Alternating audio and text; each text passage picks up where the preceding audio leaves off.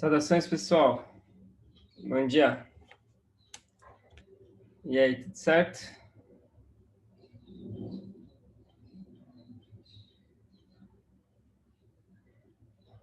Como é que vocês estão? Tudo de boa?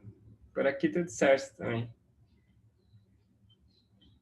Como é que foi esse fim de semana?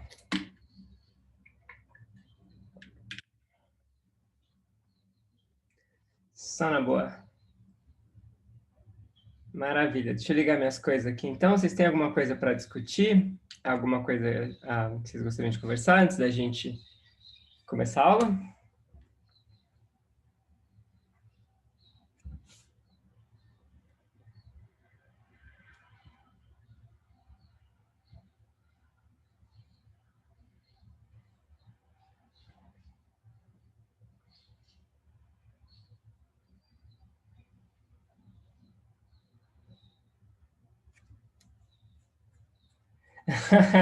Foi dar uma paz de espírito, né, Rodrigo? Ou seja, putz, o princípio da certeza é preservado. Ufa! Justíssimo.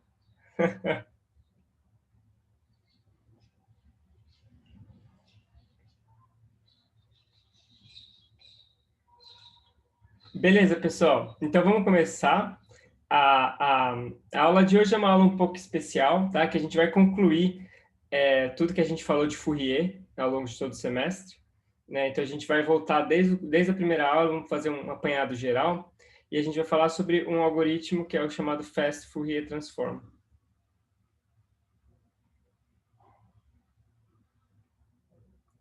O FFT. Adeus não, né, o Giovanni? Fourier vai ficar para as nossas vidas para sempre, né? Fourier vai fazer parte de vocês para todo sempre, né? Não é adeus. Fourier agora é parte de vocês. Mas olha só, esse... Exatamente, Lucas. Exatamente. Quando você tiver... Qualquer coisa que você estiver fazendo, tem um Fourier por ali, né? E exatamente o que permite isso é isso daqui, ó. Esse FFT é o algoritmo que traz o Fourier para o mundo prático. Ele é o algoritmo que faz com que Fourier seja usado em uma quantidade gigantesca de aplicações envolvendo processamento de imagens, computação em geral, né? É esse algoritmo que traz a transformação de Fourier digamos assim, do analítico para o computacional. Né? Então, isso aqui vai ser exatamente o que vai permitir que o Fourier esteja sempre com vocês. Então, qual que é a ideia, né? A ideia aqui é que até então, né, até o momento,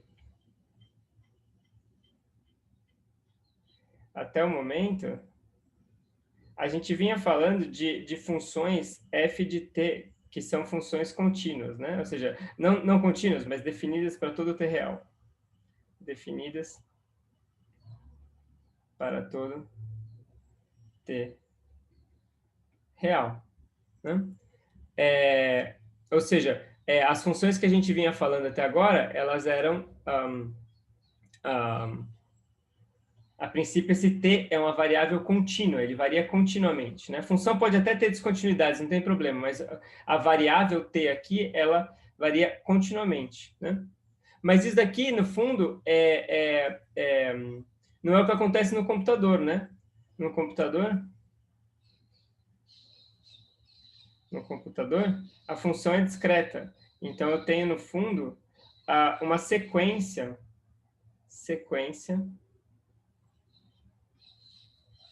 FJ, que é um certo F de TJ, né? Onde esses TJ aqui são pontos discretos.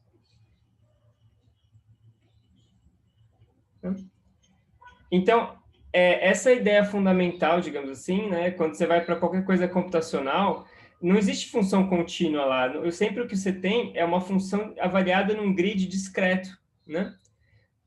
Então, a ideia, no fundo, da aula de hoje é estender essas ideias, esses conceitos de Fourier, não para funções definidas em variáveis contínuas, mas funções definidas por esse índice discreto FJ. Então, acho que eu até tenho uma função aqui, deixa eu ver se eu acho ela. Só um segundinho. Então, olha só. Esses aqui são alguns exemplos de funções discretas que você pode encontrar no computador, né? Você vê que quando você tem uma função que tem uma amostragem fina, né, ela pode ficar bem parecida com a função original. Você imagina que isso daqui deve ser um seno, né? Então, aqui é um seno discretizado. Aqui tem algum outro tipo de função, que é uma onda aqui. Mas se você tem uma discretização que não é tão fina assim, você pode muito bem ter funções que são bastante regulares, né? Ou seja, uma sequência de pontos que sobe, desce, etc. Não necessariamente tem uma interpretação tão simples. Então, essa é mais ou menos a ideia dos tipos de funções que a gente quer estudar. Ou seja, é Fourier, né? A transformada de Fourier aplicada a funções discretas desse tipo. Essa é mais ou menos a ideia. Tudo bem?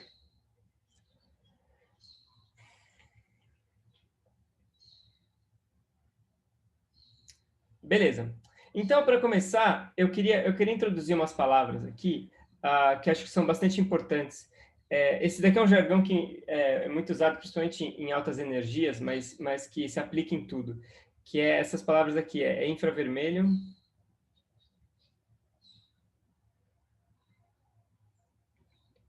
e ultravioleta. Eu vou explicar por que estou colocando isso entre aspas aqui. Então, qual que é a ideia? Deixa eu explicar mais ou menos. Eu queria introduzir essas palavras aqui, né? Que acho que são legais. Porque isso daqui vai ajudar a gente a ter uma noção de o que a gente precisa fazer aqui. Então, a ideia é a seguinte. Vamos começar considerando uma função contínua, mas periódica. F de t, um t contínuo, mas periódica de período t. De período t maiúsculo. Então, a gente tinha visto que, nesse caso, eu posso fazer uma série de Fourier, né? Eu posso expandir isso aqui numa série de Fourier. Então, eu posso colocar f de t como sendo uma somatória no n indo de menos infinito até infinito, de um certo coeficiente Cn, e a menos i 2π nt sobre t maiúsculo, onde esses coeficientes Cn são dados por 1 sobre t, integral de 0 a t, de dt, e a mais i 2π e 2π nt sobre t maiúsculo, f de t. Né? Então, isso daqui é onde a gente começou o curso, né? A gente começou aqui, falando de série de Fourier. Então, a ideia é que esse período t é o que eu vou chamar de um cutoff infravermelho. Por que eu vou chamar de um cutoff infravermelho?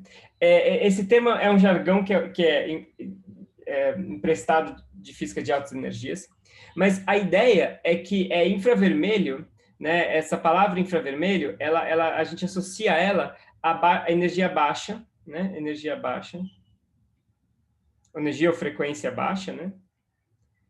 Ou comprimento de onda grande, né?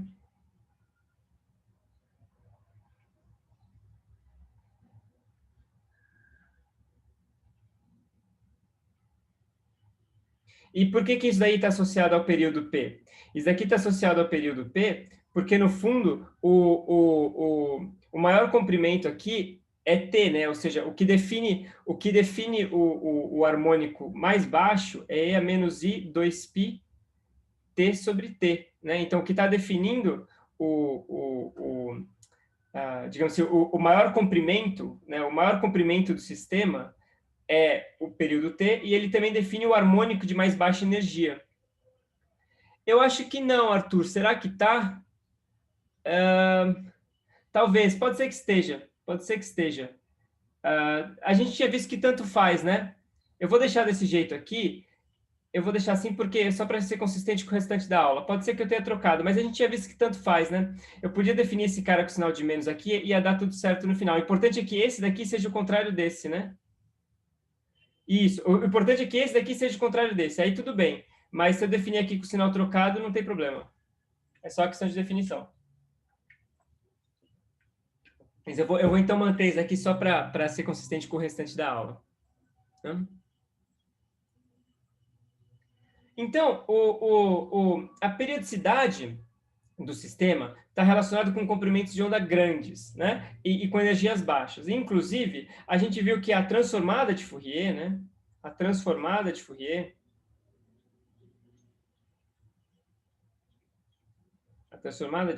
ela era obtida fazendo esse t indo para infinito, né? A gente tinha visto que a gente podia obter a transformada de Fourier da série de Fourier se a gente fizesse o período da função indo para infinito, né? Ou seja, uma função periódica, mas de período infinito, a gente obtém a transformada. E aí a gente vê que, então, nesse caso, você elimina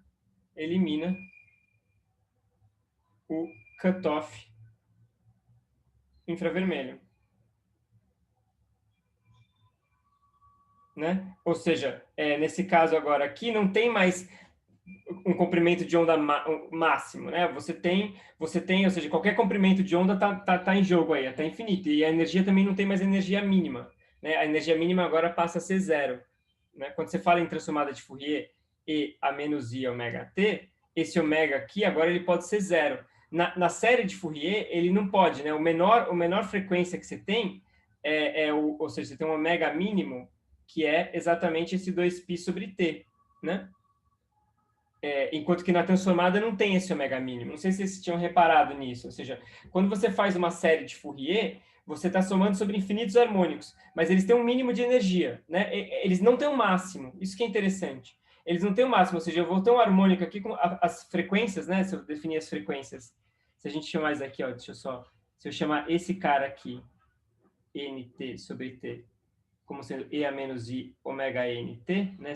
Ou seja, eu defino essas frequências aqui, que nem a gente fazia antes. Assim, você vê que não tem uma frequência máxima. Frequência máxima é infinita, né? Ou seja, eu posso ter uma frequência infinitamente alta, mas tem uma frequência mínima, né? Ela bate numa frequência mínima ali. Por isso que a gente fala que é um cutoff, né? Ou seja, você tem um corte ali, existe uma frequência mínima. Se eu agora falo que a minha função é periódica, mas com período infinito, aí esse cutoff vai para zero, ou seja, eu passo a ter frequências que são arbitrariamente pequenas. Faz sentido, pessoal? Isso é só um pouco uma questão de jargão, assim, não estou introduzindo, né, nenhuma ferramenta nova. Mas é interessante, é uma forma legal de comparar transformada de Fourier com série de Fourier. Faz sim? Maravilha. Legal. Agora, então, vamos ver o que acontece se a gente supor que a função é discreta. Então, vamos colocar aqui. Sim, vamos supor agora, então supõe agora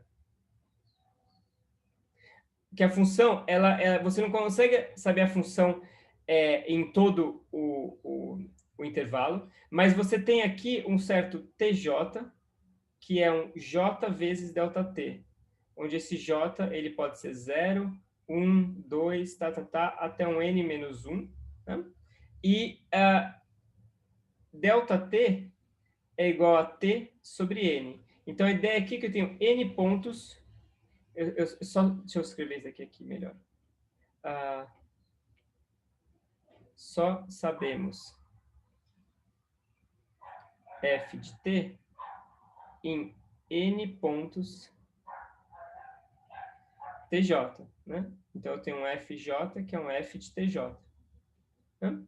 Ou seja, eu vou ter uma discretização aqui, né? Ainda continuo supondo que a função é periódica, tá?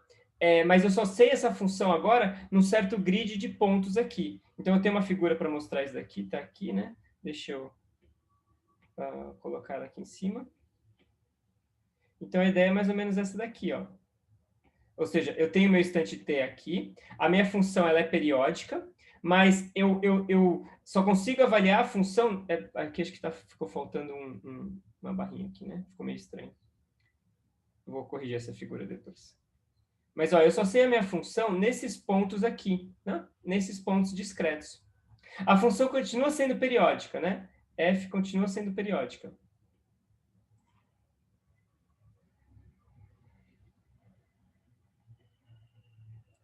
Ou seja, eu tenho um FJ, desculpa, F de J mais N é um F de J, né? Então eu tenho N pontos aqui.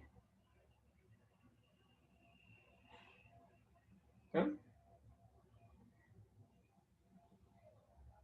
Então, a ideia é contrastar agora e ver o que acontece quando eu não tenho um contínuo de pontos. Né? Eu tenho agora um número discreto, n. Esse n aqui é um número, sei lá, 50, algum número que a gente escolha. Né? Ou seja, eu não sei a função continuamente para todo t, eu só sei a função em n pontos específicos. Ok? Então, esse cara aqui, esse ΔT, é o que a gente chama agora de um cutoff ultravioleta. Por que ele é ultravioleta? Porque ultravioleta a gente está relacionado com energia alta, né? Energia alta, ou comprimento de onda baixo. E o que a gente vai ver é que, de onde que vem isso aqui? A gente vai ver que a discretização introduz um harmônico máximo. A gente vai mostrar isso daqui a pouquinho.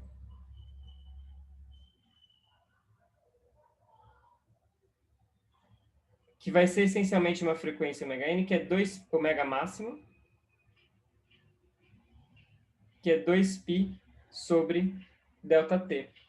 Então, vocês veem, assim como esse cara, ele é grande no espaço real, introduz uma frequência mínima, esse cara que é pequenininho no espaço real introduz uma frequência máxima. Então, essa é aquela brincadeira do Fourier, né? Que tudo que é grande no espaço real fica pequeno em Fourier e vice-versa.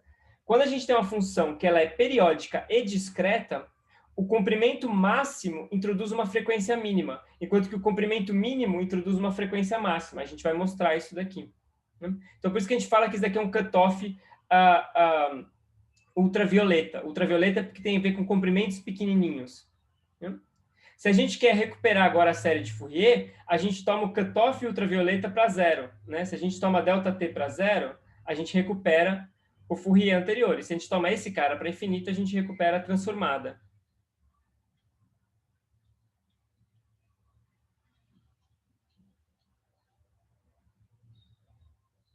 Tudo bem? Perguntas?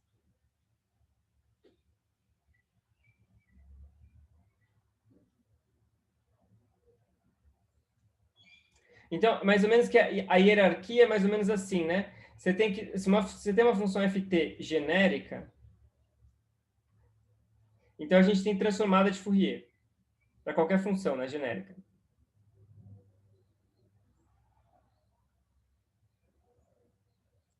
Fourier não tem cutoffs, né? A transformada de Fourier,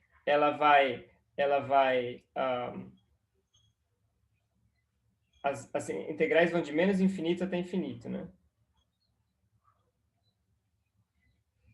Ou seja, não tem frequência mínima, a frequência mínima é zero, não tem frequência máxima, a frequência máxima é infinita.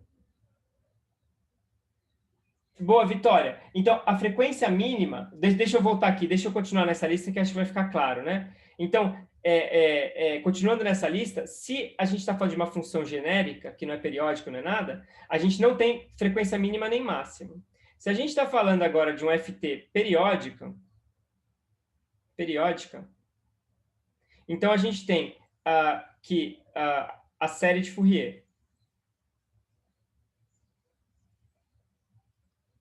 que vai ser f de t igual somatória em n, indo de menos infinito até infinito, de Cn e a menos i ômega nt, onde ômega n era 2π n sobre o período t, né? T maiúsculo. Então, nesse caso, você vê que a gente tem aqui uma frequência mínima.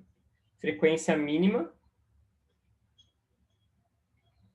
ômega 1, né? Que é isso, que vai ser 2π sobre t. A parte constante, no fundo, não é importante, né? Mas você tem uma frequência mínima, que é 2π sobre t, né? Ou seja, você tem um cutoff infravermelho. E, por outro lado, a gente vai ver agora, e acho que isso vai responder essa pergunta, Vitória, que se a gente tem uma função fj, né, que é periódica e discreta,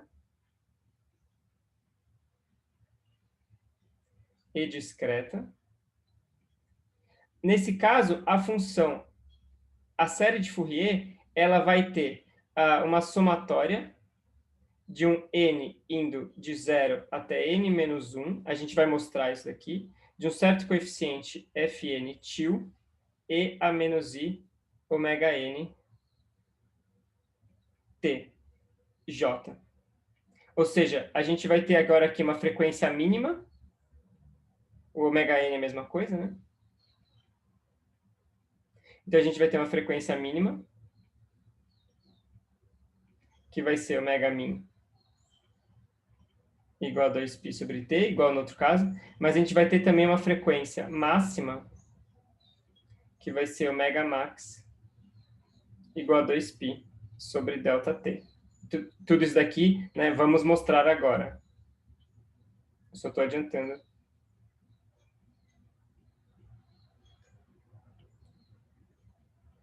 Então, isso daqui é só para mostrar, né, o que eu quero enfatizar com isso daqui é essa hierarquia de que, no caso da transformada de Fourier, a frequência ela varia continuamente, ela não tem um mínimo, um pulo mínimo, né, nada, e ela não tem um máximo. Então, ela não tem nem um cutoff infravermelho, nem um cutoff ultravioleta. No caso da série de Fourier, a gente tinha uma frequência mínima, né? E agora, o elemento novo, o que vai mudar da aula de hoje, né, com relação ao passado, é que a gente vai ver essa introdução de uma frequência máxima. Quando a função é discreta, ela aparece uma frequência máxima. Essa vai ser, digamos assim, a novidade. Tudo bem? Eu respondi sua pergunta, Vitória?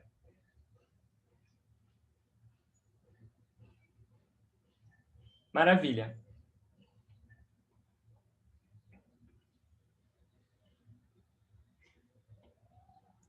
Então, vamos ver como é que isso funciona agora. Vamos falar de série de Fourier.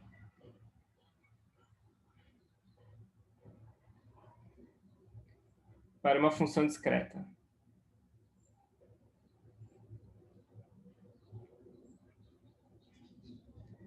Então, a gente tinha visto que se eu tenho um f de t periódica,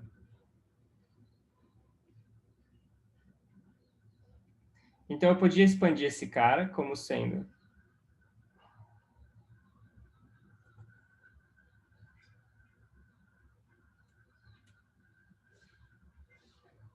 Oi, Gabriel. Isso, ou seja, a frequência mínima seria infinitésimos, né? O ponto é que esse ômega aqui, ele varia continuamente, né? Ele varia continuamente de menos infinito até infinito, enquanto que no caso da série de Fourier, ele varia em pulos. Então, o pulo, o delta ômega, né? Eu acho que seria até melhor eu escrever isso daqui como sendo um delta ômega, né? Então, esse daqui é um delta ômega.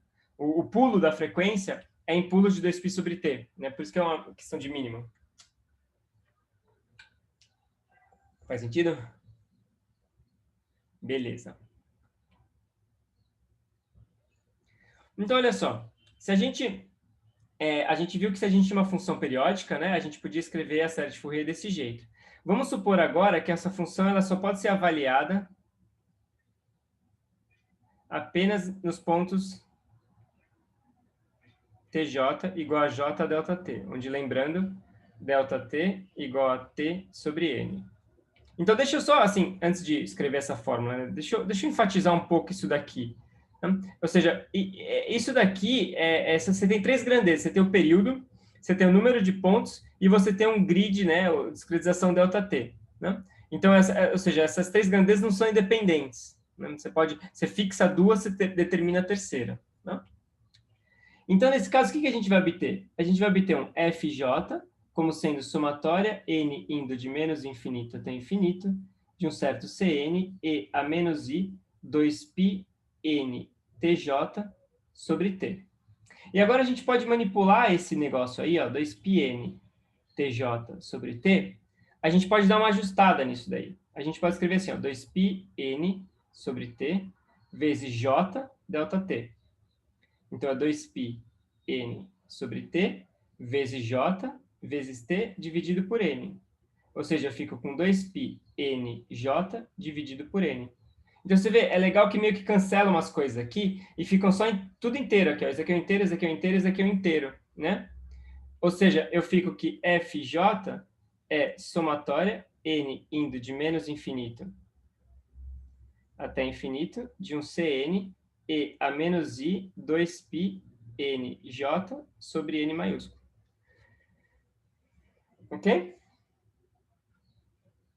Então, o que é isso? Isso daqui é simplesmente a série de Fourier, mas agora avaliada nesses pontos discretos, né? Só que agora vem, digamos assim, a parte mais importante, o que realmente vai fazer a diferença, né? É o seguinte, note, né? Vamos ver o que acontece. Essa soma aqui, ela é, a princípio, uma soma de menos infinito até infinito. Mas vamos ver o que acontece se eu fizer um shift do meu nzinho, de nzinho para nzinho mais nzão. Então, esse cara aqui, ele vai mudar para isso daqui. Nzinho mais nzão, J sobre N. Então, vão ter dois termos. O primeiro é igual ao anterior, I 2π Nzinho J sobre N. E o outro é menos I 2π. Nzão com Nzão cancela, fica 2πJ. E aí eu pergunto para vocês, quanto é que vale isso daqui? Lembrando que J é um inteiro.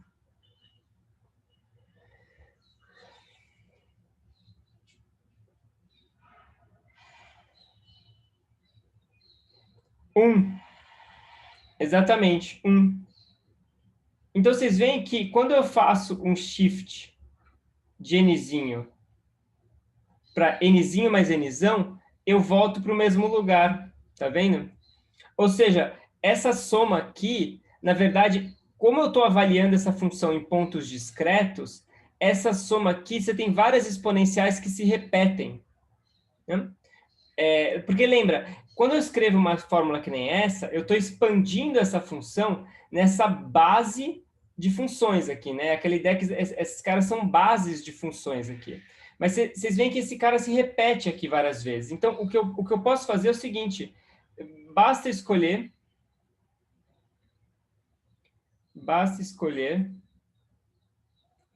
n como sendo 0, 1, 2, n menos 1. E aí eu posso escrever assim, ó. Eu posso escrever esse cara como sendo n indo de 0 até n menos 1 e a menos i 2π nj sobre n, somatória de um ni indo de menos infinito até infinito, de um c n mais ni-n. Ou seja, eu posso, talvez eu tenha ido um pouco rápido demais aqui, se eu fui, por favor, me interrompam.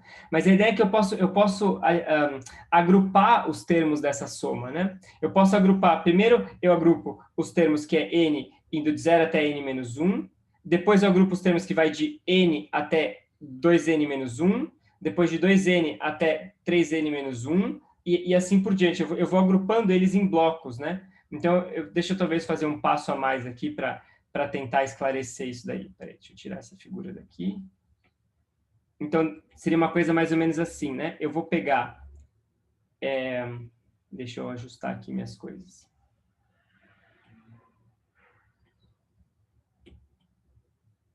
Isso, então eu vou fazer assim, ó, eu vou pegar essa fórmula aqui, e aí eu vou escrever ela assim, ó, FJ, como sendo somatória, n indo de 0 até n menos 1, Cn e a menos i 2π nj sobre n, mais somatória n indo de n até 2n menos 1,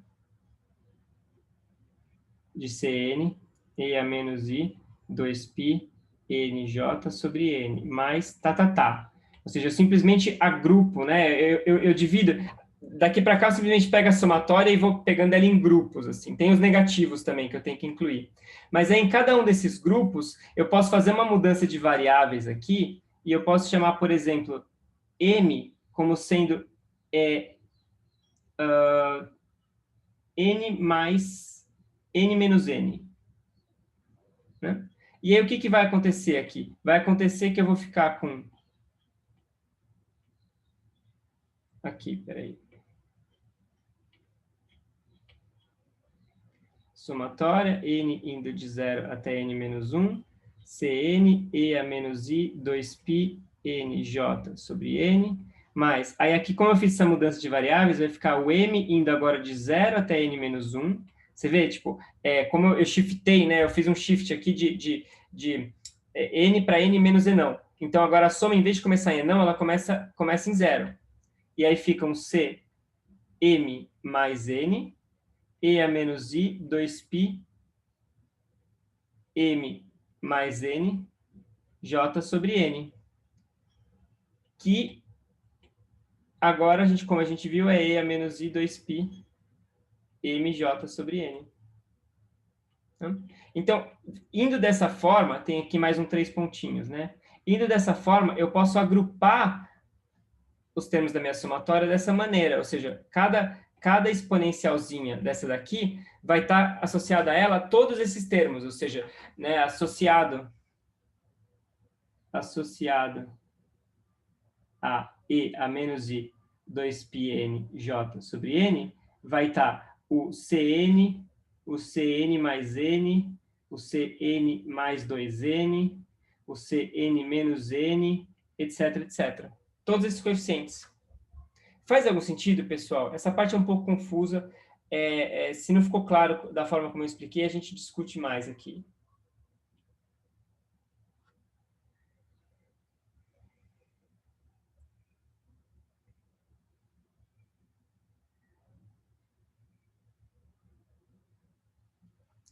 Beleza? Tudo bem, então? Ok. Por favor, interrompam aí, se não ficar claro. Então, a ideia agora é que eu vou chamar isso daqui de um novo conjunto de coeficientes. Eu vou chamar isso daqui de um f tilde n. Né? Ou seja, eu vou agrupar todos esses coeficientes num só. E aí, portanto, eu vou escrever fj como sendo somatória em n indo de 0 até n menos 1, de f tilde n e a menos i 2π nj sobre n. Né?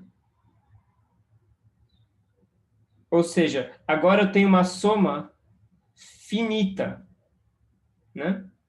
Isso que é importante, eu tenho uma soma finita. A minha série agora, ela não vai mais de menos infinito até infinito esse n. O número de coeficientes aqui, na verdade, ele é finito. Eu tenho só n coeficientes, né? Então, como eu tinha uma sequência com n pontos, a minha série agora tem n coeficientes. Isso faz todo sentido. Lá na série de Fourier, eu tinha uma função contínua, né? Então, ela era contínua e, portanto, você imagina que para representar uma função contínua, eu precisaria de infinitos coeficientes na minha somatória. Mas aqui eu tenho uma função que ela só tem n pontos. Então, no espaço de Fourier, eu também preciso só de n pontos para representá-la.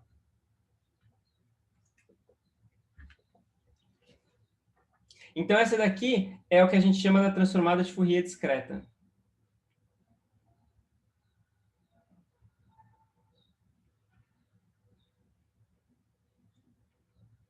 É meio estranho chamar de transformada, mas o pessoal chama de transformada. Sei lá, faria mais sentido chamar de série, né? Porque é uma série. Mas o pessoal chama de transformada, né? Sei lá, por que motivo. O comum é chamar aqui de transformada de Fourier discreta.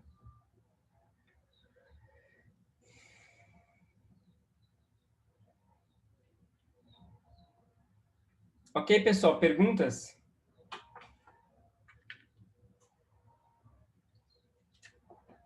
Claro, Lucas. Então, a única coisa que eu fiz, ou seja, daqui para cá, né, eu fatorei, então eu escrevi uma somatória em n, e aí para cada n eu escrevi essa somatória.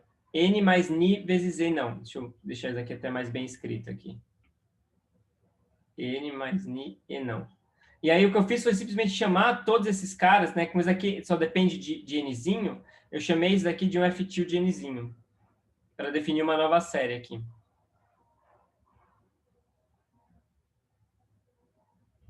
Ou você quer que eu explique como é que eu cheguei... Opa, como é que eu cheguei aqui?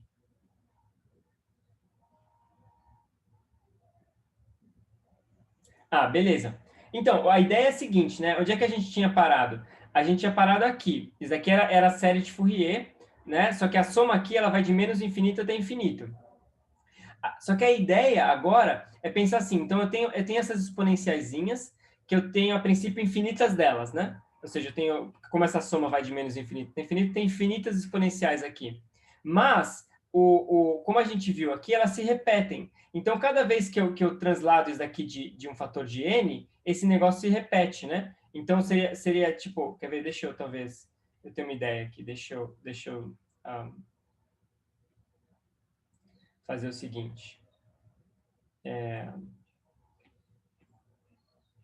Peraí, deixa eu deixar isso aqui mais bonitinho. Então, a ideia é mais ou menos a seguinte, né? Deixa eu apagar esse negócio aqui.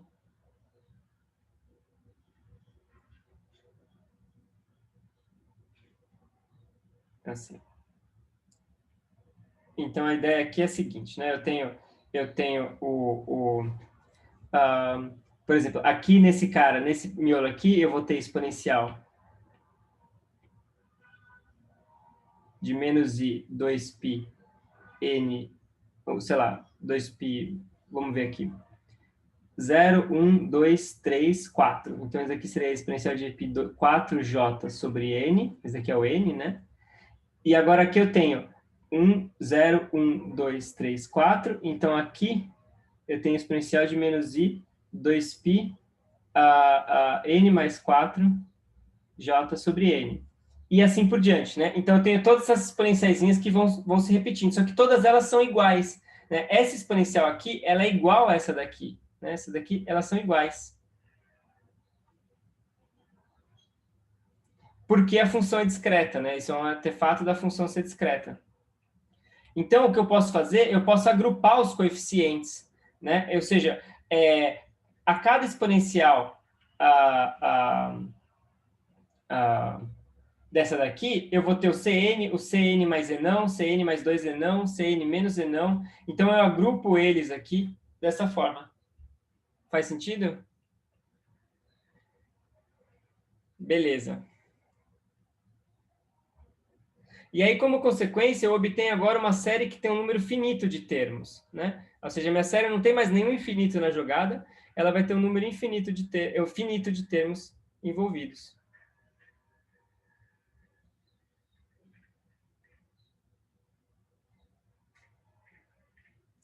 Mais perguntas, pessoal?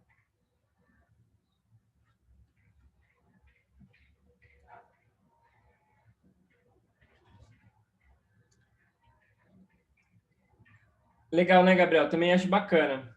Aí tem uma pergunta ainda que a gente tem que responder, né? Que Giovanni, o que garante que essa soma converge, né? A gente sabe que ela converge porque a gente está supondo, por hipótese, que a série de Fourier original convergia, né? E se essa série original converge, então a outra também vai convergir. Acho que essa é mais ou menos a ideia. A gente já tem essa hipótese meio que implícita, é verdade. Então, ainda falta, né?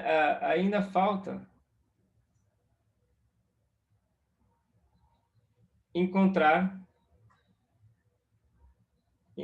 os coeficientes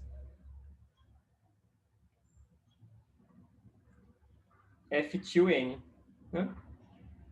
A gente escreveu aqui a cara da série de Fourier, mas a gente ainda não encontrou os coeficientes f til de n.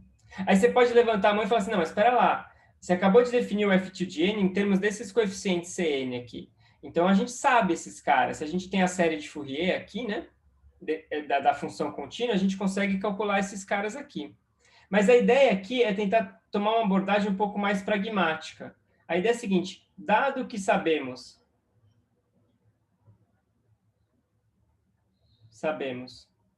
apenas os números FJ, né? Como determinar os FN? Como determinar os f til de n? Porque se a gente sabe a função contínua como um todo, né? A gente pode usar essa fórmula para os CNs, né? Mas você vê, essa fórmula ela é meio roubalheira, porque ela supõe que você sabe a função inteira, né? Você sabe o f de t todinho. Mas suponha que a gente não sabe, ou seja, a gente só sabe o F avaliado num certo grid de pontos. Então, será que tem como calcular esses coeficientes de Fourier sabendo só essa sequência FJ? Né? E para isso, a resposta não é clara, é sim, a gente precisa falar de ortogonalidade. Né? Ortogonalidade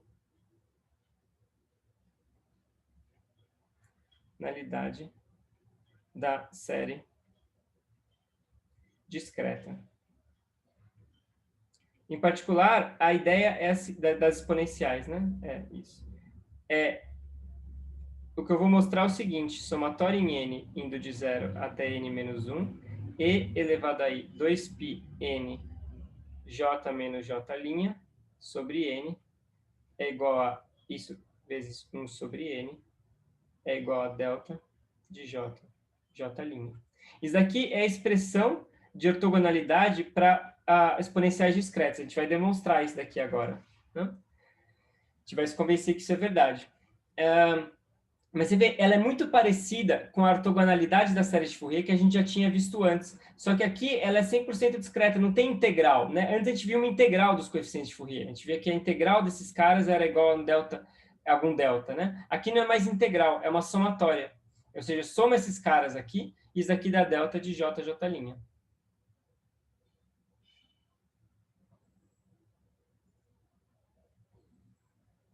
Essa fórmula aqui, eu acho ela bastante surpreendente, digamos assim, né? Não é muito óbvio que isso seja verdade, né? Isso aqui é nada óbvio, né? Mas a gente vai mostrar que é. Deixa eu só dar um exemplo aqui para deixar bem claro como é que isso funciona. Suponha que eu tenho n igual a 10 e eu estou falando de j menos j' igual a 3. Né? Então, eu vou ter essa tabela aqui, ó, n, e aqui e a menos i, 2π, j menos j' sobre n. Então, vamos lá, vou colocar aqui 0, 1, 2, 3, 4, 5, 6, 7, 8, 9, 10. Então, olha só, eu vou escrever esses caras aqui. É 1, e a menos i 2π sobre 5, e a menos i 4π sobre 5, e aí 4π sobre 5, e aí 2π sobre 5, 1, e a menos i 2π sobre 5, e a menos i 4π sobre 5, e aí 4π sobre 5, e aí 2π sobre 5. Isso, desculpa, eu não tenho 10, né? Perdão, são esses 10 termos aqui. Então, tá vendo? Essa somatória, ela vai ter esses termos aqui. Eu acho muito da hora isso, na verdade. Ou seja, você olha para isso daqui, né? Não parece que isso daqui vai somar uns. Eu estou dizendo que isso daqui tem que somar a zero, na verdade, né?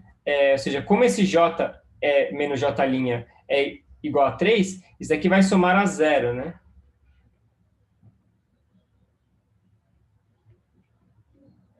Porque, veja bem, se convencer que isso daqui está certo para o j igual a j', é fácil, né? Eu posso até colocar isso aqui do lado, né? Se j igual a j', eu tenho 1 sobre n, somatória n indo de 0 até n menos 1, e aí, como esses caras são iguais, fica exponencial de 0, que é 1.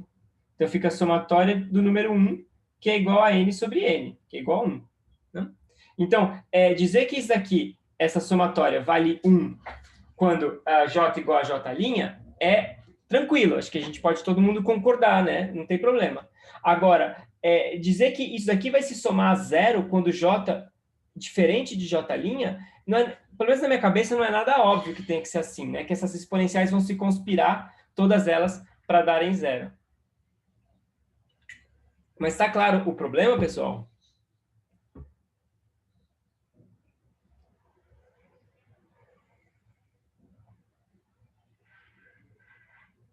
Sim? Então, olha só, uma forma gráfica de ver como é que isso acontece é plotar essas exponenciais aqui no plano complexo. Né? Então, isso daqui ó, são as exponenciais. Isso daqui é para n igual a 6. Né?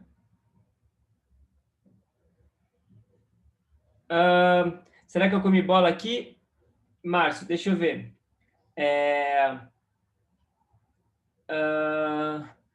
Pode ser que eu tenha comido bola, porque eu peguei essa tabela, pode ser que eu tenha. Deixa eu conferir, Márcio, que aí eu já garanto para você que está tudo certinho. Me dá um segundinho aqui que eu vou conferir e que aí eu já posso te prometer que está certo.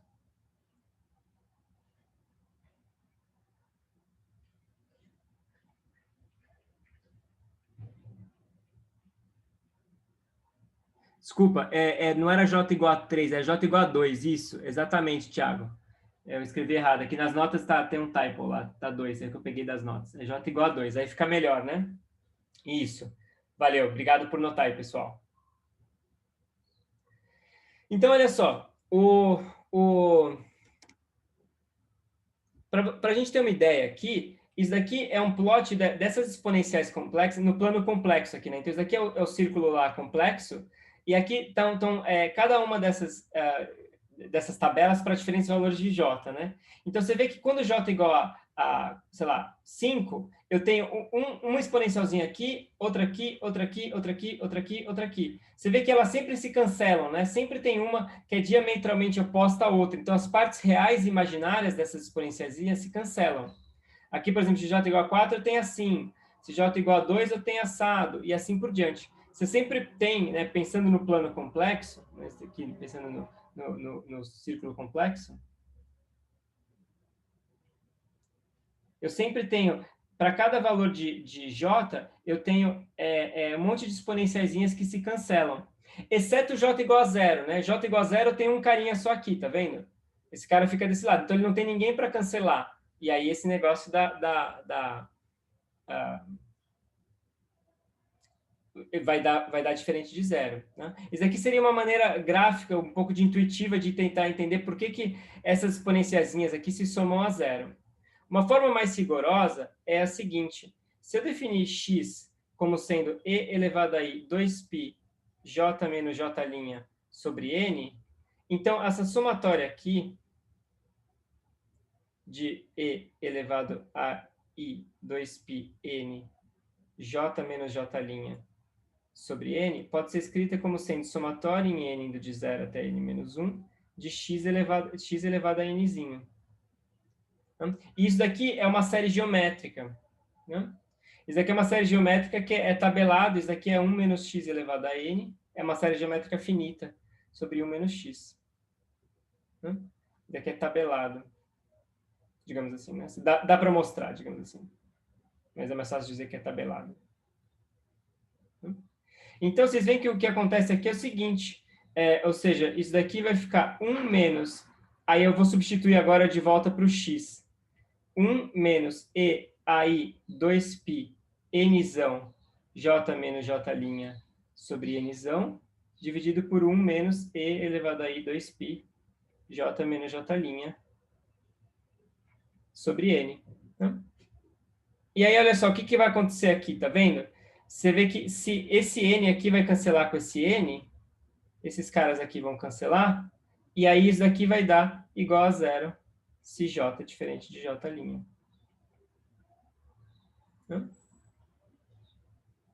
Então, essa seria a demonstração um pouco mais rigorosa. Essa daqui, então, é a relação de ortogonalidade, né, das exponenciais discretas. É muito legal que você tenha ortogonalidade não só para as exponenciais como uma integral, mas também para as exponenciais discretas.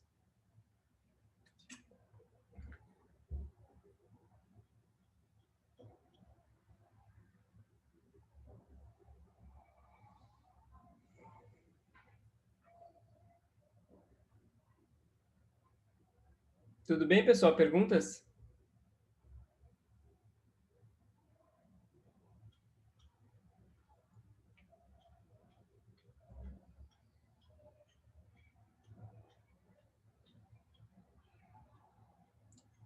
Nenhuma? Oi, Thiago. Desculpa, é verdade. Tem. O módulo de x tem que ser menor ou igual a 1, né? O que é verdade no nosso caso. Boa.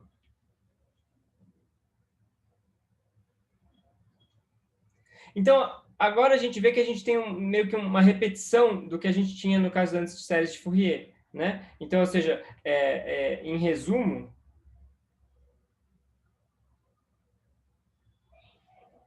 a gente tem uma série de Fourier fj igual a somatória n indo de 0 até n menos 1, f til de n e a menos i 2π nj sobre n.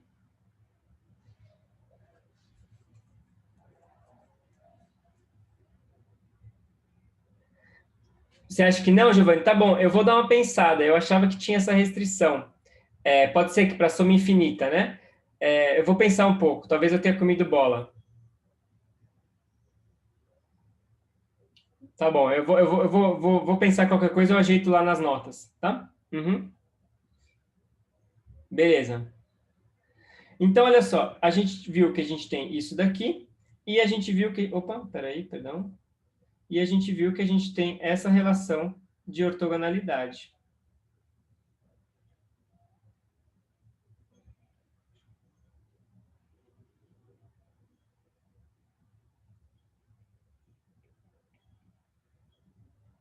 Ok? Então, agora é fácil a gente encontrar quem são os coeficientes de Fourier, né? Você vê, o exercício é igualzinho o que a gente fez já tanto para a série de Fourier quanto para a transformada. Eu vou multiplicar dos dois lados por uma exponencialzinha positiva e eu vou somar e vai sair um delta do outro lado, né? Eu vou até pular essa conta aqui e vou deixar para vocês como exercício. Mas a ideia é que vai ter uma coisa assim, ó, n menos 1 fj e a mais i 2π nj sobre n. Ou seja, a única coisa que muda é que tem um fator de 1 sobre n aqui, né? E a exponencial muda de sinal. Mas é igualzinho o que a gente fez no caso de série de Fourier. Eu vou deixar como exercício aqui.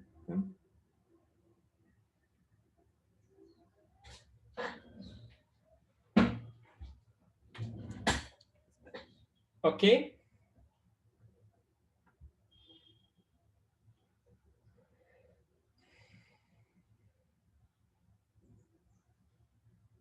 Então, isso daqui é o que resume a transformada de Fourier discreta. Ou seja, é simplesmente uma transformação de um f de um conjunto de números fj para um outro conjunto de números f til n, ou vice-versa, né? Ou seja, a ida ou a volta. E aqui os tempos, então, só relembrando, né? Os tempos, eles eram discretos assim, onde esse j é igual a 0, 1, 2, 3, até n menos 1, né? Esse ΔT era o comprimento da sequência dividido por n, e eu tinha também essas frequências aqui, que eram 2π n sobre t, onde esse n vai de 0, 1, também até n menos 1, né? E a relação era essa daqui, né? Então, que essa exponencialzinha que aparece aí, i 2π nj sobre n, ela podia ser escrita como sendo elevada a i ômega n tj. Né? Ou seja, é a velha exponencial de sempre, agora escrita em termos de inteiros, né? E, em particular, a gente vê aqui o seguinte, né? A gente vê aqui que tem uma frequência máxima, que vai ser ômega n menos 1, vai ser 2π n menos 1 sobre t. Mas se eu substituir aqui o t por essa expressão aqui, a minha frequência máxima vai ficar 2π n menos 1 dividido por n vezes ΔT, que vai ser aproximadamente 2π sobre ΔT quando n é grande, né?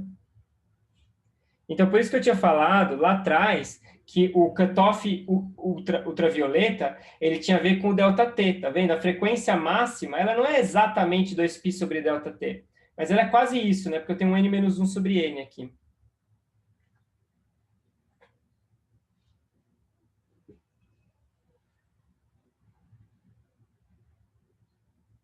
Ok? Então, isso essencialmente vai ser a transformada de Fourier discreta, né?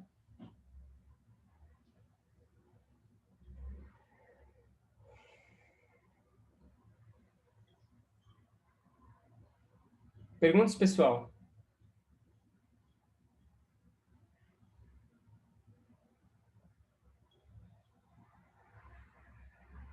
Então, se não, vamos falar agora de aplicações, que essa é a parte divertida.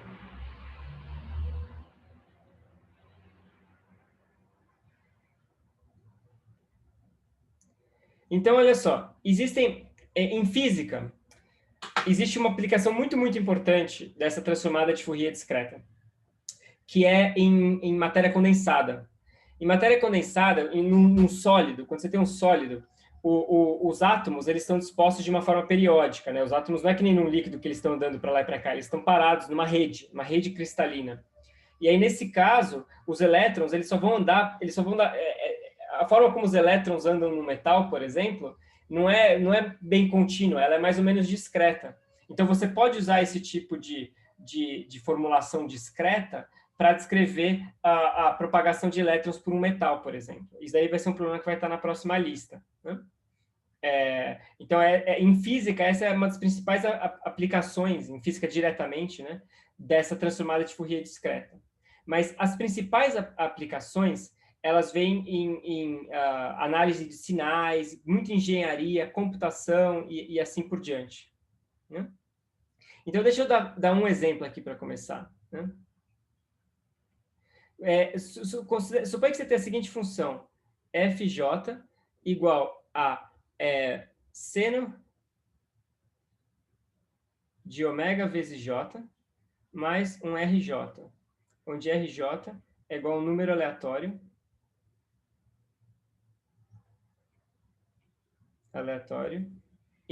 no intervalo, eu escolhi aqui menos 2 e 2. Então, a ideia é que isso aqui é ruído, né? E é um ruidão, tá certo? Ou seja, eu pego uma função, que essa é uma função periódica, tá? Bonitinha, periódica de frequência ômega, e eu adiciono a ela um ruído, né? Então, eu tenho um gráfico para mostrar isso daqui, né? Ó, isso daqui, não se preocupem com a figura da direita ainda. Essa figura da esquerda, ela é exatamente essa função aqui. Você vê que ela é um caos, né?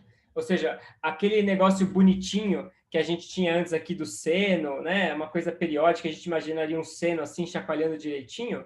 Você vê que isso morre, né? Ou seja, vira um ruidão. Só que agora a gente faz a transformada de Fourier discreta. Olha só, o que eu estou plotando aqui são os coeficientes f tilde n em módulo aqui, né? Porque eles são complexos, né? E ó, olha só o que acontece. Você tem ainda aqui... ixi, peraí, deixa eu só ver uma coisa aqui. Essa figura aqui ainda tá antiga. Deixa eu... esquece esse 60π sobre n aqui, tá? Isso aqui tá errado. Isso aqui era de uma figura antiga aqui. Peraí, deixa eu arrumar isso aqui, pessoal. Só um segundo. Eu quero mostrar uma figura bonita para vocês.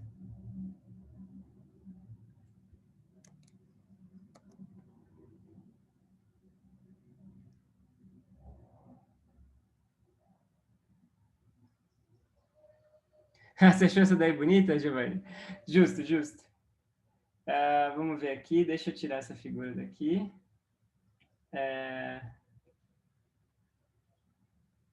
Vamos ver se essa daqui dá certo. Não. Essa daqui tá melhor, ó. Essa daqui tá melhor. Beleza. Então, olha só. Esse daqui é a figura para... Eu coloquei ômega igual a 1 aqui, tá? Então, isso daqui é a função seno ruidosa, né? Agora, olha só o que acontece quando você vai para o espectro de Fourier, né? Isso daqui é simplesmente fazendo a transformação de Fourier disso daqui no computador. É super fácil. Eu vou mostrar como é que faz daqui a pouquinho. Você faz a transformação de Fourier disso daqui, olha só o que acontece. Você tem um monte de ruído aqui, né? Esse daqui é ruído, não dá para saber nada. Mas olha só, claramente a transformação de Fourier tem picos na frequência ômega e em 2π menos ômega.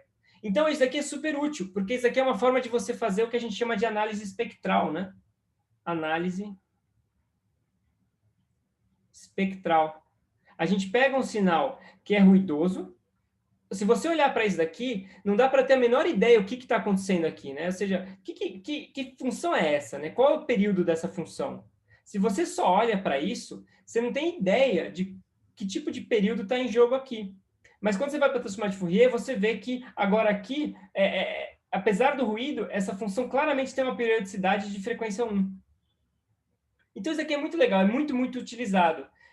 Para qualquer tipo de coisa que tem periodicidade, e você quer fazer um processamento de sinais, você quer fazer uma decomposição espectral, né? Você decompõe em frequências. A gente fala, vou decompõe o meu sinal em frequências, né? Já vou explicar, Paulo. E quando você faz a decomposição espectral, você claramente consegue identificar coisas que daqui você nunca conseguiria identificar. O 2π menos ômega é porque a função, Paulo, ela é seno, né? Então, como ela é a função seno, eu tenho exponencial de i omegazão j e exponencial de menos i omegazão j. Então, acaba aparecendo dois picos aqui, duas ressonâncias. Porque a função que eu tenho, ela é real, ela é seno, né?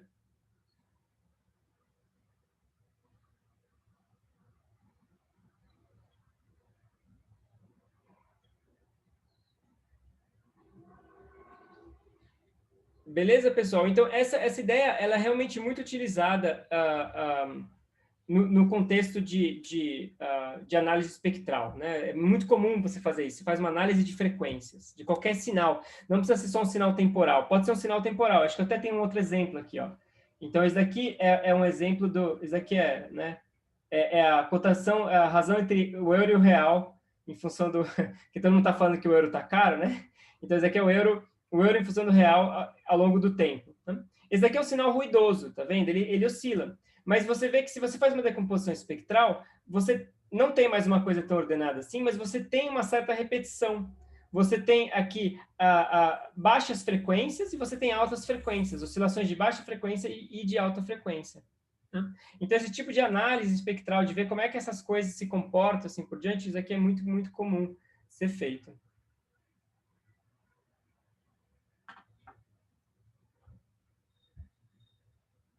Infelizmente, eu não vou poder entrar em tanto detalhe sobre assim, todas as aplicações da transformada de Fourier, porque tem realmente muitas. Tem uma outra que eu quero discutir agora em mais detalhe, mas, infelizmente, eu não vou poder entrar em todo o detalhe de todas as aplicações. Então, Paulo, a ideia aqui é isso aqui ou seja, é um gráfico em função do tempo, só que ele oscila, né? Porque isso aqui é dia a dia, né? Então, é a razão entre o euro e o real, todos os dias. E a ideia é que você faz uma decomposição espectral para ver se esse negócio tem padrões. Por exemplo, será que essas oscilações aqui, elas têm alguma periodicidade, elas têm alguma coisa assim? Elas nunca vão ser realmente 100% periódicas, né? Aqui, esse pico aqui, ele era super sharp, porque aqui a função realmente era periódica. Essas oscilações aqui, elas nunca são realmente periódicas. Mas você pode ainda assim fazer uma análise para ver se, tipo assim, mais ou menos quais espectros de frequência que estão envolvidos aqui, quais os tipos de oscilações que esse negócio tem. Né? As frequências altas estão relacionadas a oscilações rápidas. Né? Então, aqui é dia após dia. Enquanto que a frequência baixa está relacionada com oscilações de longo prazo. Então, está relacionado, por exemplo, com como é que esse negócio varia mês a mês, semestre a semestre, e assim por diante. Como assim ter mais ou menos uma ideia de qual função que está em jogo, Lucas? Você disse é um seno, se é um cosseno, alguma coisa assim?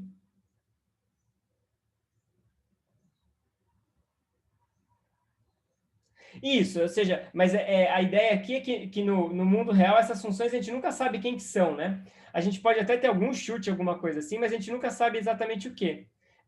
Ou seja, a gente tem que ter uma ideia mais ou menos. Por exemplo, ela pode ser combinações de senos e cossenos e assim por diante, mas a gente nunca sabe exatamente como que ela vai ser, né? São do matemática, sim, Paulo. São do matemática. Já tem um notebook na página com alguns outros gráficos, mas se você quiser, eu coloco os notebooks com esses gráficos também aqui. Eu posso disponibilizar lá, tudo do matemática.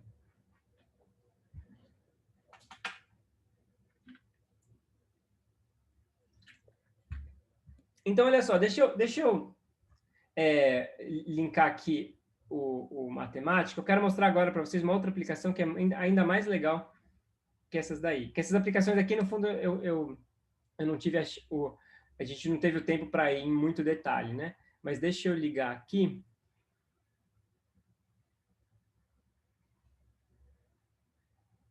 Olha só. Então, eu fiz esse notebook aqui no Matemática, ele já está na página, tá? Explicando o que é que talvez uma das aplicações mais importantes da transformada de Fourier, que é compressão de imagem. Cada vez que você abre um JPEG, você está fazendo uma transformada de Fourier. O que o JPEG ele salva imagens no espaço de Fourier. E cada vez que você abre a imagem, ele faz uma transformada inversa para voltar para o espaço de Fourier. Então, assim, só isso, né, já faz transformada de Fourier ser um problema de $1 bilhão, né? Porque compressão de imagem, vocês têm ideia a quantidade de dinheiro, interesse envolvido numa aplicação como essa, né? Então, só isso já deixa o Fourier bilionário, né? Então, a ideia aqui, eu vou explicar como é que faz compressão de imagem usando o matemática, tá? Então, vamos começar aqui, ó. Então, essa aqui é uma example image do matemática, tá? Que tem várias, você pode pegar qualquer uma aqui. E aí você pega essa imagem aqui, tá? Então, essa imagem, ela é um objeto imagem, né? Mas você pode extrair os dados dessa imagem. Você extrai os dados assim, ó, image data image. Tá? Então, o que isso daqui vai fazer? Deixa eu colocar aqui show more. Pronto. Então, olha só, você vê que o que esse image data fornece é uma lista complicada, ó, de dimensões 512 por 512 por 3. Alguém tem algum chute de por que os dados da imagem têm essas dimensões aqui?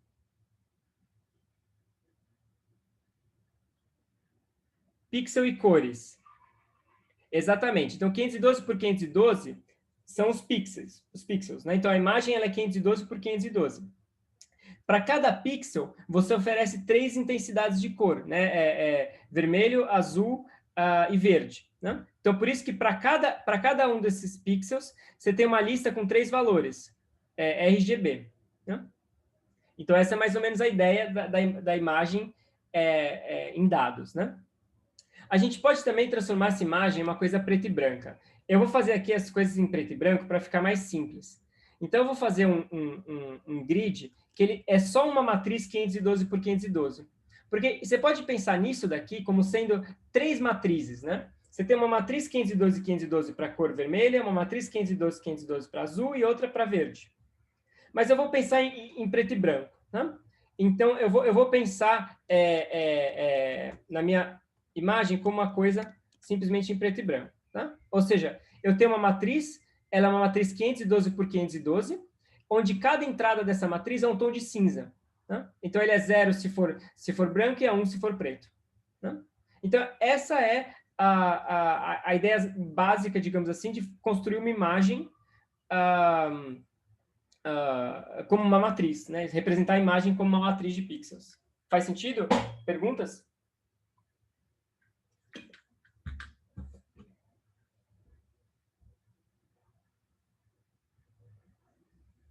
Da hora, né? Boa, Paulo. Como é que eu transformei? Tá certo. Eu fiz uma funçãozinha aqui, eu não precisava entrar nos detalhes, mas essencialmente eu tirei a média das 3 cores, tá? Ou seja, para cada pixel eu tirei a média das 3 cores.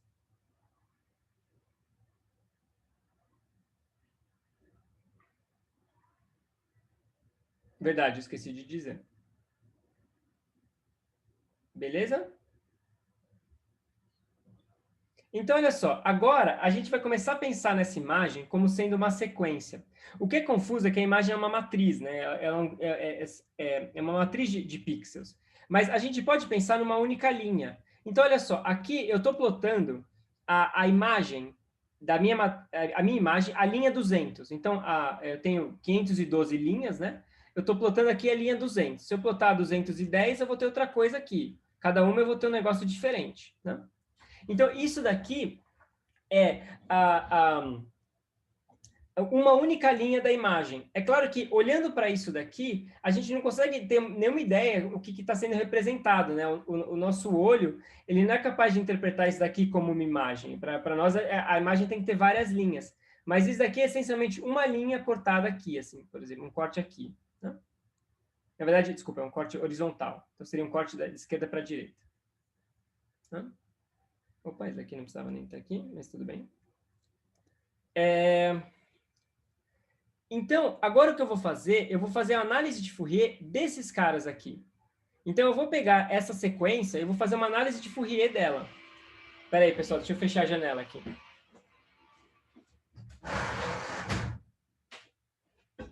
Tá tendo uma obra aqui. Não. Então, olha só, agora eu vou fazer a análise de Fourier dessa imagem. Então, aqui, olha só, no matemática trivial, eu faço Fourier da minha variável. Só isso, Fourier. Né? Fourier disso. E eu estou plotando aqui o valor absoluto ao quadrado. Tá? Eu ploto o valor absoluto ao quadrado só porque esses números aqui são reais. Né? Se eu fizer isso daqui, esses números aqui são, o FFT são números reais. Então, desculpa, complexos, perdão. São números complexos, como não dá para plotar número complexo, eu ploto o módulo ao quadrado. Então, está aqui o módulo ao quadrado desse cara aqui. Né? O que a gente vê aqui é o seguinte, ó, aqui é frequência agora. Né? Aqui é o espectro de frequências, e aqui é a intensidade do Fourier. Você vê que você tem uma coisa com frequências significativas aqui, e outra coisa com frequências significativas aqui. Isso, na verdade, não tem novidade nenhuma, né? Porque a gente já tinha visto isso no outro exemplo também. Como a função inicial é real, essa parte aqui é uma cópia dessa daqui, né? Ou seja, é simplesmente um reflexo. Então, no fundo, isso tanto faz. Mas o que importa? O que importa é que eu tenho aqui uma parte que tem frequências significativas, ou seja, isso daqui é o peso, é o peso, né? Lembra aquele problema do som que a gente fez, que vocês fizeram na lista, que calculava o peso de cada harmônico? Isso daqui é exatamente a mesma coisa. A diferença é que agora você tem muitos mais harmônicos, mas é exatamente a mesma ideia. Você está calculando o peso relativo de cada um dos harmônicos. Então, você vê que tem coisas aqui que tem baixa frequência e que tem pesos significativos. E você tem um monte de coisa aqui que está relacionado com alta frequência que é lixo, ou seja, tem um peso muito pequeno. O peso espectral é muito pequeno. Né? E agora vem a grande sacada. Qual que é a sacada da compressão de imagem? A sacada é que coisas relativas a baixas frequências, nosso olho consegue distinguir. Mas coisas de alta frequência, o nosso olho não consegue tão bem. Porque se tem alguma feature da imagem que muda muito rápido, o nosso olho não pega. Então, por exemplo, aqui você tem, tá vendo, perto do cabelo da moça, aqui você tem coisas que começam a mudar muito rápido. O nosso olho só pega isso mais ou menos. Enquanto que mudanças como, por exemplo, daqui para cá, nessa região do ombro, etc., são muito mais claras, porque elas são mudanças muito mais suaves, muito mais lentas, né? Então, ou seja, o nosso olho ele tem uma percepção boa para essas mudanças lentas, mas uma percepção muito pior para mudanças rápidas.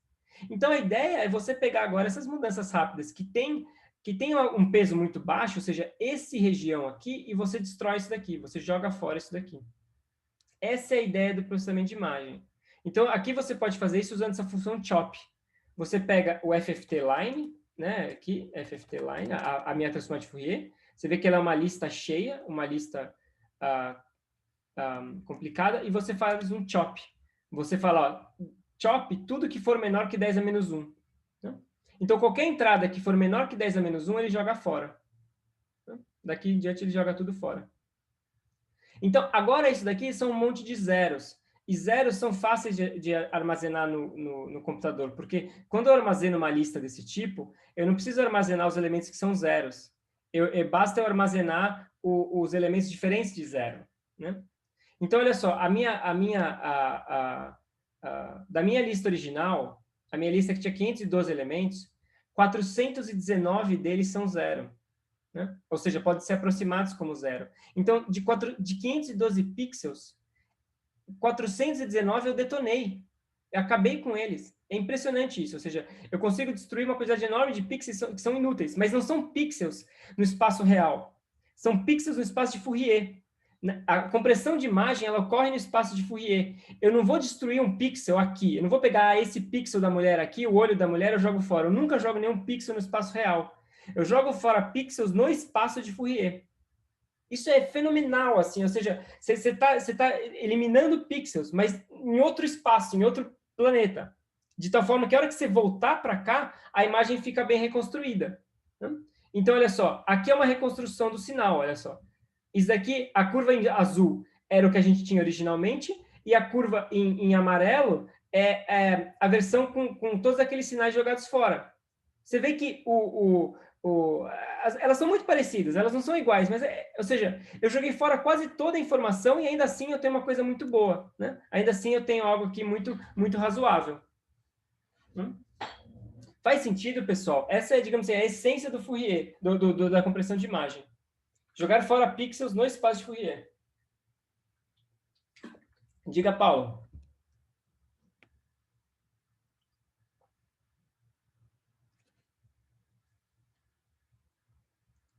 Então, Paulo, aqui a gente fez para uma linha só. Na prática, a gente faz isso em 2D. Então, é o que eu vou fazer agora. Assim, na prática, a gente faz para as duas direções. Que nem quando a gente fazia transformadas de Fourier lá para resolver as equações diferenciais parciais, a gente fazia transformadas de Fourier em múltiplas dimensões, aqui é a mesma coisa, a gente vai fazer isso em 2D.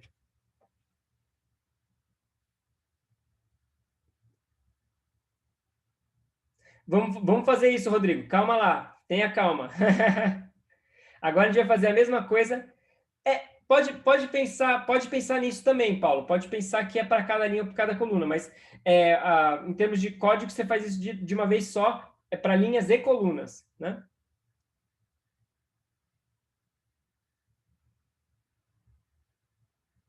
Então, olha só, agora respondendo aqui ao anseio do Rodrigo, a ideia é mais ou menos a seguinte, ó. Então, agora eu vou pegar a imagem inteira, então esse image BW aqui era o negócio original, lá era o meu grid original, né, de 512 por 512, e eu vou fazer a transformada de Fourier do grid todo.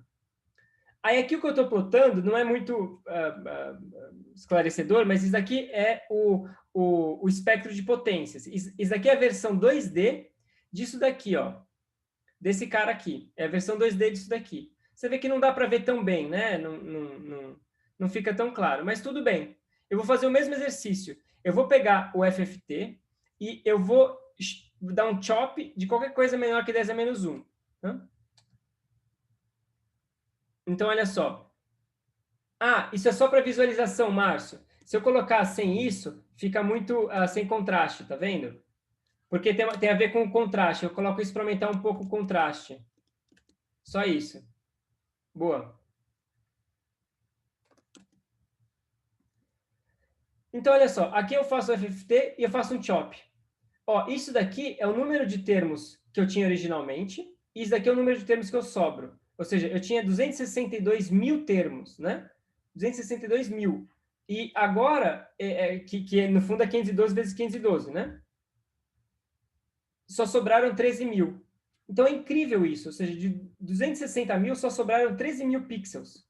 Eu eliminei quase todo o resto.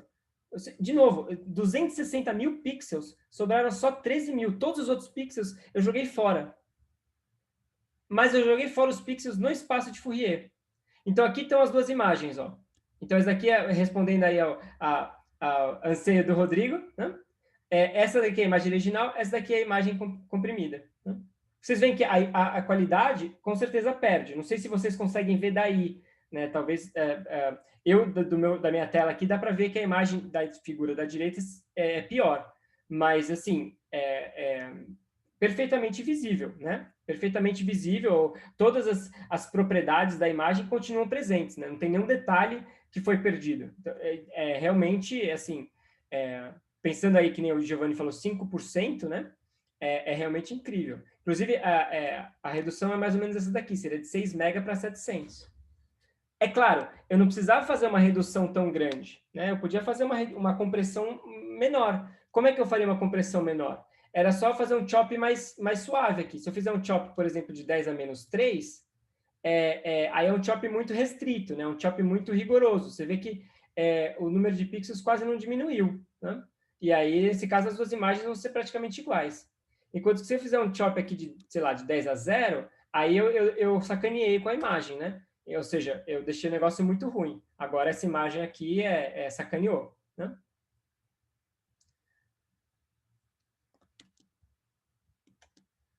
E aqui está, inclusive, o erro, né? Então, isso aqui é o erro que você comete, ó. O erro que você está cometendo ao fazer a compressão de imagem é essencialmente isso daqui.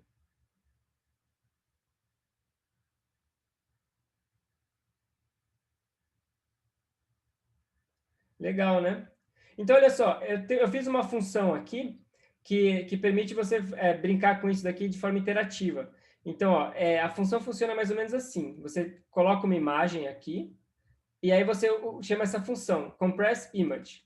Quando você chama essa função aqui, ele vai colocar aqui a original, a função comprimida, o erro e o espectro, né? Então, aqui você pode mudar com a compressão. Aqui você pode vir para cá, você pode colocar aqui. Quanto menor for esse negócio aqui, mais perfeito vai ser, né? Então, você vê que, por exemplo, se eu colocar aqui 0,8, eu estou com 99% do tamanho original. Você vê que as imagens estão indistinguíveis. Se eu vou colocando, sei lá, aqui, aí agora aqui eu já estou em 65% do tamanho original. Se eu venho aqui, agora aqui já está bem pior, mas 2% do tamanho original. E assim por diante. Então, com isso, você consegue ir comprimindo de diferentes formas. Né? Eu só vou fazer uma recomendação para vocês. É bastante fácil usar isso aqui com qualquer imagem que vocês quiserem. Mas não deixa muito desses manipulates aqui abertos, tá? Quando vocês terminarem de usar, clica na barrinha lateral aqui, ó, e dá um delete nesse negócio, porque eles são pesados, tá? Se tiver mais de um aberto, vai ficar dureza. Então, deixa eu mostrar, Rodrigo. Esse gráfico do Power Spectrum, ele é exatamente aquele gráfico, esse daqui, ó. É exatamente isso aqui. Ele acabou sendo plotado de um jeito um pouco diferente. Ele não é muito útil, mas ele é no espaço de frequências, né? Então, aqui agora é no grid de frequências.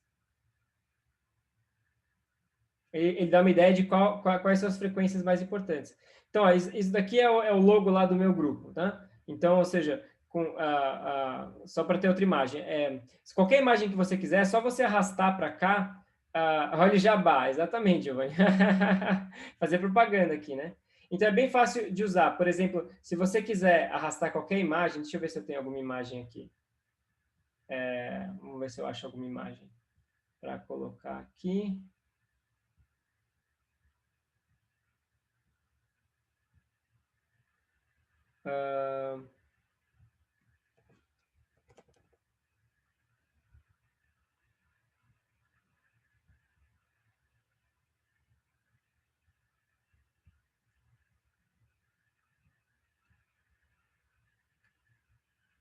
Então, eu fui na internet aqui, eu coloquei uma imagem, eu achei uma imagem do Fourier.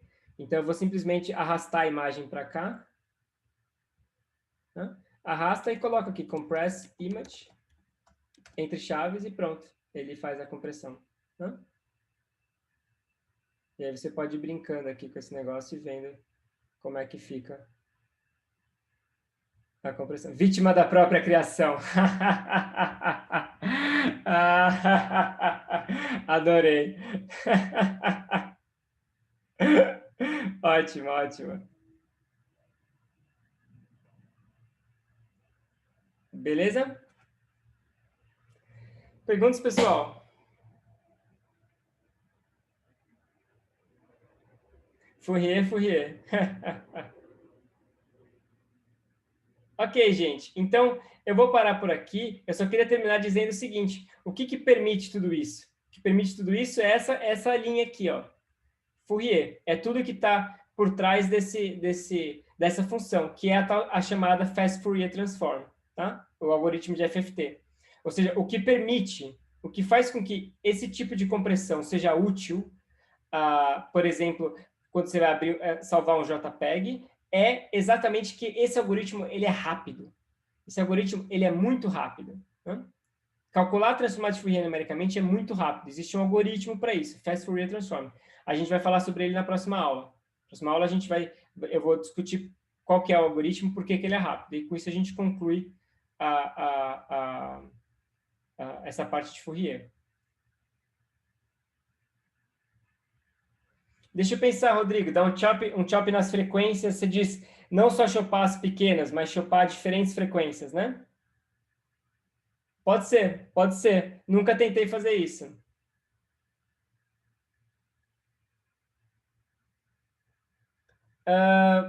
Como assim, qual corte que ele usa? Você diz qual o cutoff, né, Arthur? Ou seja, qual o limite ali? Então, depende do grau de compressão. eu sei que o JPEG tem certos padrões, né? Mas quando você salva uma imagem JPEG, você pode salvar com diferentes resoluções, né? Depende da resolução da imagem, do número de pixels, etc. Então, isso depende do tipo de JPEG, depende do computador, depende de um monte de coisa. Eu acho que existem diferentes padrões, assim, né? Não existe um só. E, claro, tudo isso que... Deixa eu só também dizer uma coisa. Isso é muito importante de vocês perceberem, gente. Ou seja, isso daqui é a pergunta de $1 bilhão, entendeu? A compressão de imagem vale muito dinheiro, é bilhão, entendeu? Então, tudo isso aqui que eu mostrei digamos assim, é o começo, né? Depois, alguém vai pegar e vai deixar isso aqui muito mais sofisticado. Então, o próprio JPEG, ele não é tão simples assim, ele é muito mais sofisticado, porque depois você vai ajustar cada detalhezinho e cada coisinha para otimizar isso ao máximo, porque cada otimizada que você der é mais $1 bilhão na sua conta. Então, isso daqui, digamos assim, é o princípio, né? Mas disso daqui, para você chegar na aplicação real, tem um grau de complexidade muito maior ali, só porque, assim, vai mexendo nos detalhes, né? Para otimizar a coisa toda, né? PNG é outra pegada, Gabriel. Eu não me lembro exatamente qual que o PNG faz. Tem compressão do mesmo jeito, mas eu acho que não é por Fourier.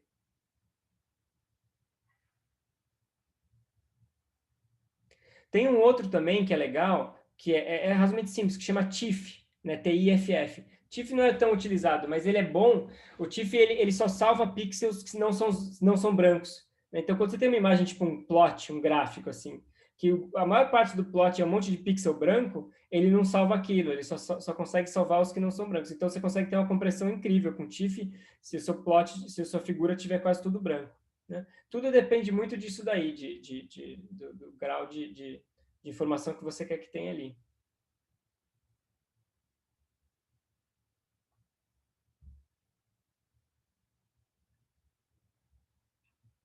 Beleza, pessoal? Perguntas? Se não, é isso aí. Acho que podemos parar por aqui.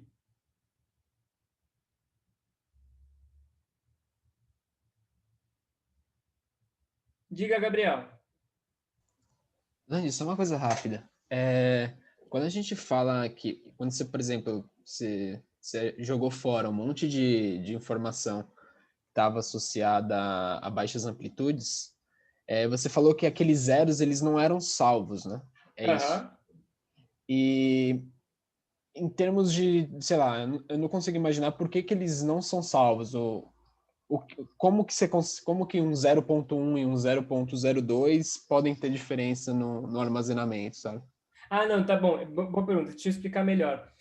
A ideia é a seguinte: se você pega uma lista que nem essa daqui, é, é, essa lista salva no computador de forma ingênua, ela vai salvar cada um dos elementos da lista, né? Eu vou falar, o elemento 1 é 11.19, o elemento, sei lá, 247 é 0, e ela vai salvar todo mundo.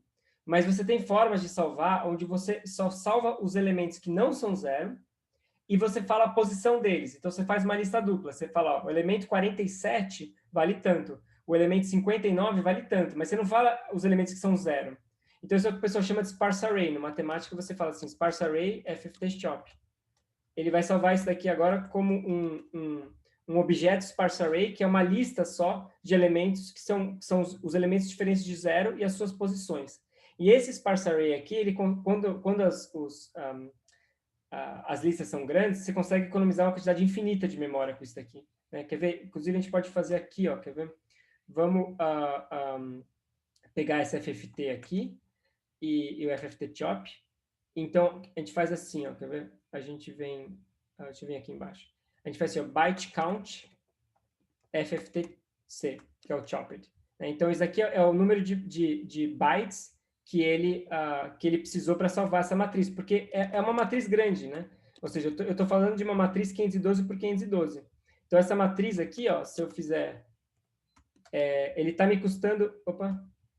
Ele está me custando 6 mega para armazenar essa matriz na minha memória, né? Ou seja, para armazenar esse grid na memória está me custando 6 mega. Agora eu faço assim, ó, sparse array, FFTC, e eu dou um byte count disso daqui. 0.78 mega. Então, aqui ele só armazenou os elementos que são diferentes de zero. Ele está gastando, você vê que é quase um décimo da memória. Ah, tá. Perfeito. Animal. Obrigadão, Lange. Valeu. Mais perguntas, pessoal? Se não, é isso aí. Valeu, Gabriel. Você também. Boa semana para vocês, pessoal. Valeu, gente. Valeu, Lucas, Thiago, Guilherme. Obrigado a todo mundo aí.